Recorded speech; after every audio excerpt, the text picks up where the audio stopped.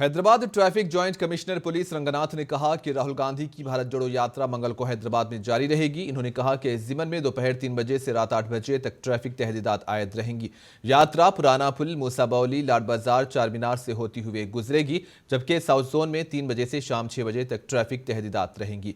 Afzalgunj, मोजमजाहिब market, Gandhi Bhavan, police control room, Ravindra Bharathi, RBI, Telugu Talli flyover से NTR मार्ग IMAX पहुंचेगी। राहुल गांधी यहां एक मीटिंग से खिताब करेंगे।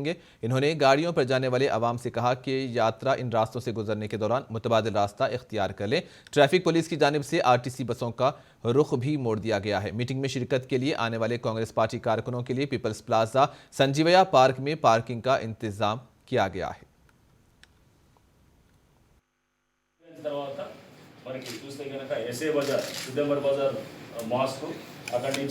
मोजमजाही मार्केट దగ్గరికి రావడం జరుగుతుంది।